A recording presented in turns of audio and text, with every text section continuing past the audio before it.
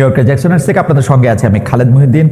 দীর্ঘদিন পরে বাংলাদেশে সত্যিকার একটি নির্বাচনের মুখোমুখি পুরো বাংলাদেশের জনগণ। কারা ক্ষমতায় আসছেন, কারা ক্ষমতায় আসছেন না তা নিয়ে যেমন আলোচনা চলছে, তেমনি চলছে জরিপ, তেমনি পাশাপাশি এটিও চিন্তা করা হচ্ছে যে এই যে এক মাসের ঠিক এক মাস সময় আছে, সেই এক মাসের মধ্যে কতটা নিরাপদ থাকবে বাংলাদেশ, ভোটের দিনেও আসলে কি হবে, নির্বাচন পরিচালনা কমিটি বা নির্বাচন যারা পরিচালনা করছেন তারাও কিভাবে আসলে নির্বাচনটা কি দেখছেন, এসব নিয়ে কথা বলার জন্য আমাদের সঙ্গে আজ রয়েছেন সংগঠক জনাব সার্জিস আলমের। জনাব সার্জিস আলম আমাদের সাথে কথা হয়েছে কিছুক্ষণ আগে, তিনি আমাদের সাথে যুক্ত হবেন সেটাও জানিয়েছেন। আমরা তার কাছে অপেক্ষা করছি, তিনি যখনই আমাদের সাথে যুক্ত হবেন তার সাথে আমরা আসলে আপনাদের যোগাযোগ করিয়ে দিব এবং আমরা তার সাথে কথা বলবো। আমাদের সাথে আরো থাকছেন সজীব ওয়াজেদ জয়, আপনাকে আমাদের অনুষ্ঠানে স্বাগত জানাই। আমি প্রথম প্রশ্ন নিয়ে একটু সজীব ওয়াজেদ জয় আপনার কাছে আসতে চাই। 12 তারিখে নির্বাচন, এই নির্বাচন নিয়ে কি আপনাদের মনে কোনো সংশয় আছে যে নির্বাচনটা হবে কি হবে না? আওয়ামী লীগকে বাদ দিয়ে আমাদের কোটি কোটি ভোটার আছে, তাদেরকে বাদ দিয়ে একটা নির্বাচন এটা কারো কাছেই গ্রহণযোগ্য হবে না। আমাদের দেশের জন্য আন্দোলন করতে হবে। আমরা আন্দোলন করতে চাইনি, আমরা সংঘর্ষ চাই না, তবে আমাদেরকে কোনো দিকেই কোনো কি বলবো পথ দেওয়া হচ্ছে না। এখন আমাদের আন্দোলন ছাড়া আর কোনো উপায় নেই। বাংলাদেশের মানুষ এরকম একটা সাজানো নির্বাচন মানবে না। আজ হোক কাল হোক মানুষ রাস্তায় নেমে পড়বে, এটা তারা মানবে না। আমরা যে শাটডাউন দেখেছি, বাংলাদেশের মানুষ সেটাকে রেসপন্ড করেছে। 13 তারিখে ঢাকা শহর সম্পূর্ণ বন্ধ ছিল, 16-17 তারিখে সারা দেশেই মানুষ বন্ধ রেখেছে। তিনি মানতে রাজি না। দেশের মানুষও এখন ভীষণ অসন্তুষ্ট। দেশে কোনো আইন শৃঙ্খলা নেই, অর্থনীতি একদম নেমে গেছে, দেশ একটা মৌলবাদী দেশ হয়ে যাচ্ছে। এটা কেউই পছন্দ করছে না। হ্যাঁ, অবশ্যই এই ইউনূস সরকার হচ্ছে পাকিস্তানি, তাদের সাথে হচ্ছে জামাতে ইসলাম, যারা বাংলাদেশকে কোনোদিন পাকিস্তান থেকে স্বাধীন হতে চায় না। তারা 71-এ জঙ্গি হিসাবে আমাদের বাঙালি 3 কোটি বাঙালিকে 30 লক্ষ বাঙালিকে তারা হত্যা করেছে। তো এখন তারাই কিন্তু ইউনূসের সাথে আছে। তারা চাচ্ছে বাংলাদেশ পাকিস্তানের একটা অংশ হয়ে থাকুক। সম্পর্কই হচ্ছে পাকিস্তানের সাথে, তারা সম্পূর্ণভাবে পাকিস্তানের সাথে জড়িত। পাকিস্তানকে তারা পারলে বাংলাদেশে নিয়ে আসে। জামাতে ইসলাম হচ্ছে ইউনূসের মেইন ব্যাকার, তারাই হচ্ছে ইউনূসের মূল শক্তি। আর তারা বাংলাদেশকে পাকিস্তানে পরিণত করতে চায়। বাংলাদেশের মানুষ সাজানো নির্বাচন মানবে না। আর আওয়ামী লীগ সব থেকে বড় দল, সব থেকে পুরাতন দল। আওয়ামী লীগকে শেষ করা সম্ভব না। আজ হোক কাল হোক একদিন আওয়ামী লীগ ফিরে আসবে, এটা হবে। এখন তো বাংলাদেশ সরকার সম্পূর্ণ অবৈধ, এটা তো আমাদের সরকার না, এখানে তো বিশ্বাসের কোনো প্রশ্নই ওঠে না। তবে আওয়ামী লীগ এখন সম্পূর্ণভাবে ঐক্যবদ্ধ। আওয়ামী লীগ শুধু না, যত সেকুলার দলগুলো আছে তাদেরকে কিন্তু নির্বাচন থেকে বাদ দেওয়া হয়েছে। আওয়ামী লীগ কিন্তু শুধু না, একা না। তো সেকুলার ফোর্স যদি আপনি বাদ দিয়ে মৌলবাদীদেরকেই ক্ষমতায় আনতে চান একটা সাজানো নির্বাচন করে, তাহলে তো অবশ্যই ভারতের জন্য একটা ভয়ঙ্কর পরিস্থিতি হবে। আমরা শুনেছিলাম যে আওয়ামী লীগের যারা শীর্ষস্থানীয় নেতৃবৃন্দ আছেন, আওয়ামী লীগ, যুবলীগ, ছাত্রলীগ বা তাদের মধ্যে অনেকে প্রাণ ভয় সেনা ক্যান্টনমেন্টে আশ্রয় নিতে গিয়েছিলেন। তাদের একটা মোটামুটিভাবে তাদের একটা সংখ্যাও বলা হয়েছিল আইএসপিআর থেকে এটা দিয়ে, কিন্তু পরে আমরা দেখলাম তাদের কাছে এই সংখ্যক লোক তাদের কাছে আসলে নাই। আবার এদের কিছু লোক আবার এদের মধ্যে আছে। আমি সেজন্য জানতে চাইছিলাম যে আপনারা কি আসলে এই যে যাদেরকে ছেড়ে দেওয়া হলো, এমনকি শেখ হাসিনাকে যে বিদেশে চলে যেতে দেওয়া হলো পদত্যাগের পরে, এর জন্য কি আপনারা সেনাবাহিনীকে বা কাউকে আসলে দায়ী মনে করেন কিনা? আপনারা যে বিচারের কথা বলছেন, দেখেন দুইটা বড় বিষয় সার্জিস। একটা হচ্ছে যে এই আওয়ামী লীগের এই অন্যায় অত্যাচার, হত্যা, গুম, খুন, 15 বছরের গণতন্ত্রহীনতা, সব প্রতিষ্ঠান ধ্বংস করা, এগুলির জন্য যে শাস্তির দাবি, সেই শাস্তি যে না হওয়া, সেই বিচার কাজ যে শুরু না হওয়া, সেটার জন্য আপনি আসলে কারে দায়ী করবেন? এখন তো আপনারা ক্ষমতায়, আপনাদের পছন্দের সরকার ক্ষমতায়, তাই না? দ্বিতীয় কথা হচ্ছে যে এই জুলাই আগস্টে যারা শহীদ হয়েছেন, সেই শহীদদের মধ্যে থেকে যারা আহত হয়েছেন তাদের চিকিৎসার জন্য, তাদের টাকা পয়সা দেওয়ার জন্য যে সরকারের, আমি কোট আনকোট ব্যর্থতা বলতেছি, সেইটার জন্য আপনি আসলে কাকে দায়ী করবেন? আপনি নিজেও আপনি দেখেন যে জুলাই স্মৃতি ফাউন্ডেশনের সাধারণ সম্পাদকের দায়িত্বে আপনি আর থাকলেন না।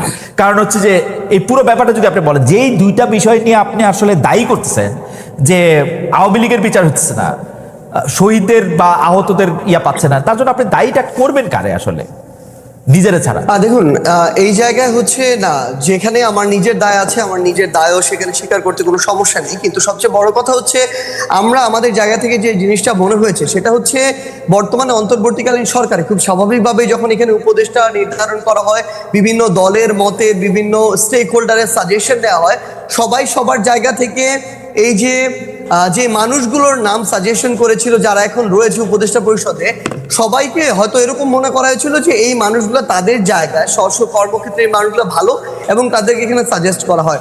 কিন্তু আমার জায়গা থেকে, আমার ব্যক্তিগত জায়গা থেকে মনে হচ্ছে এখন যারা আমাদের এই জায়গায় উপদেষ্টা পরিষদে রয়েছেন, অনেকের ক্ষেত্রে এই জিনিসটা খাটে। তারা হয়তো মনে করছেন যে বাংলাদেশের যে মানুষ যারা রয়েছে তারা হয়তো হয় তাদের মতোই সবাই ভালো, না হয় তারা মনে করছেন যে এই মানুষগুলো খুব দ্রুত ভালো হয়ে যাবে, একটা সুযোগ দিয়ে দেখি।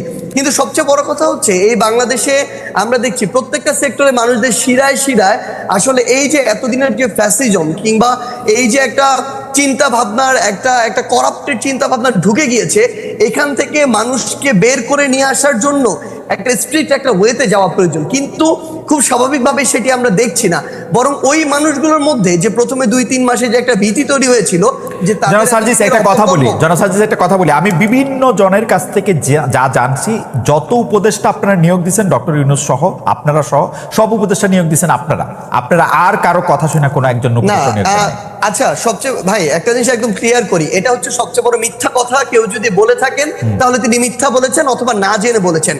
এখানে বিএনপি তাদের সরাসরি তাদের মত ছিল, তাদের সাজেশন ছিল, জামায়াতের মত ছিল, তাদের সাজেশন ছিল, অন্যান্য রাজনৈতিক দলগুলোর জায়গা থেকে নামের সাজেশন ছিল, বাংলাদেশ সেনাবাহিনীর পক্ষ থেকে সাজেশন ছিল, শিক্ষার্থীদের পক্ষ থেকে সাজেশন ছিল, সিভিল সোসাইটির পক্ষ থেকে সাজেশন ছিল। আমরা শুনছি শুধু আপনাদের সাজেশন নেওয়া হয়েছে, আর কারো সাজেশন নেওয়া হয় না ভাই। এবং সবচেয়ে বড় কথা, ইভেন এখানে প্রফেসর ডক্টর মোহাম্মদ ইউনূস যখন তাকে প্রধান উপদেষ্টা হিসেবে আমরা আমাদের জায়গা থেকে প্রস্তাব করি এবং তিনি সেখানে পজিটিভ একটি রেসপন্স করেন, তখন তার জায়গা থেকেও সাজেশন ছিল এরকম যে আমি এই পরিষদটাকে যদি কন্টিনিউ করতে চাই, এখানে আরো 2-3 জন এই মানুষকে প্রয়োজন এই জায়গাগুলোতে উপদেষ্টা পদে। সো এখানে প্রায় 5 থেকে 6টি স্টেক হোল্ডারের সরাসরি অংশগ্রহণ ছিল, সরাসরি তাদের সাজেস্ট করা যে উপদেষ্টারা তারা এখন রয়েছেন। কেউ যদি এটা স্বীকার করতে না চান, অবশ্যই এটা সৎ সাহসে তাদের অভাব। এখন যদি এই কথাটি বলি যে এখানে যে জিনিসটা আমরা আমাদের জায়গা থেকে দেখতে পাচ্ছি, সরকারের আসলে অনেক উপদেষ্টার নর্মাল সময়ে যেরকম একজন মন্ত্রী অ্যাক্টিভলি এখানে পার্টিসিপেট করার কথা, গার্ডস দিয়ে বোল্ডনেস শো করে কাজ করার কথা, অনেক উপদেষ্টার ভিতরে আমরা এখন সেটা দেখতে পাচ্ছি না। তারা গতানুগতিক তাদের যে অফিস ওয়ার্ক, সেই অফিস ওয়ার্কগুলো তারা তাদের জায়গা থেকে করছেন। সো আমাদের জায়গা থেকে মনে হচ্ছে যে যেভাবে এরকম একটি করাপ্টেড আমলাতন্ত্র এতদিন ধরে চলেছে বা করাপ্টেড করা হয়েছে, সেই আমলাতন্ত্রকে ব্যবহার করে যখন তাদের মতো করে গতানুগতিক একটি মন্ত্রণালয় চলবে, সেটা থেকে কাঙ্ক্ষিত আউটপুট কখনো পাওয়া সম্ভব নয়। এই বিষয়টি আমরা এখন আমাদের জায়গা থেকে দেখছি। এই যে বিচারিক যে প্রক্রিয়াটি, আপনি সেনাবাহিনীর এখানে ক্যান্টনমেন্টে প্রায় 6 শতাধিক বিভিন্ন মানুষজন তাদের আত্মগোপনে থাকার কথা যেটি বলছেন, আমরা আমাদের জায়গা থেকে বৈষম্য বিরোধী ছাত্র আন্দোলন প্ল্যাটফর্ম, জাতীয় নাগরিক কমিটি প্ল্যাটফর্ম, এই জায়গা থেকে আমরা সরকারকে পুশ করেছি। আমাদের যারা ছাত্র উপদেষ্টা 3 জন রয়েছে সরকারের, তাদেরকে বলেছি, তারা তাদের জায়গা থেকে সরকারকে বলেছে, সেনাবাহিনীকে বলেছে। সেই জায়গায় সেনাবাহিনী একটা রিপোর্টও দিয়েছে। শেষ করে একটু, সেই রিপোর্টে যেটি দেখানো হয়েছে যে রাজনীতিবিদ যারা ছিল তাদের সংখ্যাটা বেশ কম, ইভেন এটা 100-রও নিচে, তারা বলছেন অ্যারাউন্ড 50-এর মতো। এবং এই জায়গাটার সংখ্যাটা সবচেয়ে বেশি হচ্ছে কিছু পুলিশ কর্মকর্তা, কিছু আমলাতন্ত্রের কিছু আমলা, তারা তাদের পরিবার সহ ওই বিভিন্ন বাড়িগুলোতে তাদের আত্মীয় স্বজন বাসায় আশ্রয় নিয়েছিলেন। এবং সবচেয়ে বড় সংখ্যাটা হচ্ছে আমলা এবং পুলিশ, যারা এই হত্যাযজ্ঞের সাথে সরাসরি জড়িত ছিলেন, যারা ওই আমলাতন্ত্রে বসে শেখ হাসিনাকে সার্ভ করেছেন। সেই জায়গায় এখন সবচেয়ে বড় যে সমস্যাটি হচ্ছে, তারা কিছুদিন আত্মগোপনে বা কাজে ঠিকমতো অংশগ্রহণ না করে এখন বিভিন্ন ফর্মে আবার অংশগ্রহণ করছেন, কিন্তু সরকারের জায়গায় যে একটি স্ট্রিক্ট হয়ে যে একটি ব্যবস্থা নেওয়ার যে প্রক্রিয়াটি, সেটি আমাদের জায়গা থেকে আমরা দেখছি না। বরং আমরা যেটি দেখছি যে ওই আমলাতান্ত্রিক যে বিচারিক প্রক্রিয়া, ওই জায়গায় সরকার এখন ঢুকে সেই প্রসেসের মধ্যে দিয়ে যাচ্ছে। জনাব সার্জিস, আপনি তো আসলে বাংলাদেশে এবং আপনি বাংলাদেশের মোটামুটি 5 জন গুরুত্বপূর্ণ লোকের একজন, আপনি ভালো বলতে পারবেন। আপনি আমাকে একটু বলেন তো, আপনি বললেন যে উপদেষ্টারা আসলে তাদের দায়িত্ব পালন করার ক্ষেত্রে অনেকটা, মানে আমি কি বলবো, যে অনেকটাই পরিচয় দিচ্ছে না, কিন্তু আমি দূর থেকে বাংলাদেশটাকে যা দেখি, যে বাংলাদেশটাকে চালাইতেছেন আপনারা 3 জন, যে সমন্বয়ক উপদেষ্টা পরিষদে আছেন সেই 3 জন, এবং আপনি এবং জনাব হাসনাত আব্দুল্লাহ, আপনারা 5 জন যদি ধরে নেই, তাহলে এই যে কি জানি বলে নাগরিক কমিটির জনাব পাটোয়ারি, জনাব আক্তার, তারাও কিছুটা সরকার চালাচ্ছেন। আপনারা সব জায়গায় সালিশ মোকদ্দমা করতেছেন, আপনাদের কথায় আপনারা বদলি করতেছেন, আপনাদের কথা আমি যা শুনি আর কি, এইগুলি কি মিথ্যা? মানে উপদেষ্টাদের মধ্যেও অনেকে এইটি দেখতেছেন যে আপনারা যেটা বলতেছেন, আপনারা যেদিকে যাইতেছেন দেশটা সেদিকেই যাচ্ছে। ব্যাপারটা এরকম না? মানে আমরা জাস্ট আপনাকে একটা জিনিস বলি ভাই, মানে এই মুহূর্তে সবচেয়ে বড় সমস্যাটা যে জায়গাটাতে হয়েছে সেটা হইতেছে এই আমরা আসলে এই অভ্যুত্থানের সামনের সারিতে থাকার কারণে মানুষের এক্সপেকটেশনের কেন্দ্রবিন্দু হয়ে গেছে অল্প কিছু মানুষ, এবং এই জায়গাটাতে আমাদের এঙ্গেজমেন্টের জায়গা, যেমন আজকে যদি দেখেন আমার শহীদ পরিবার আজকে তাদের দ্রুত বিচারিক এই প্রক্রিয়ার জন্য তারা শাহবাগে আজকে অবস্থান করলো। এই শহীদ পরিবারের সাথে আমাদের গিয়ে কথা বলতে হয়, তাদের হয়ে কথা বলতে হয় দ্রুত যেন বিচারিক প্রক্রিয়াটা, অর্থাৎ সরকারের একটা অংশ হয়ে আমাদেরকে আবার এই মানুষগুলো লং টার্ম সাস্টেইনের জন্য বাংলাদেশের এই যে মানুষগুলো তরুণ প্রজন্ম যারা নতুন করে চিন্তা করছে, স্বপ্ন দেখছে, এই অভ্যুত্থানের স্পিডটাকে আমরা যদি ধারণ করতে চাই, আমাদের ওইরকম একটা পলিটিক্যাল প্ল্যাটফর্ম প্রয়োজন যেটা থেকে আমরা নতুন করে এই স্বপ্নটা ক্যারি করা আমাদের বেস্ট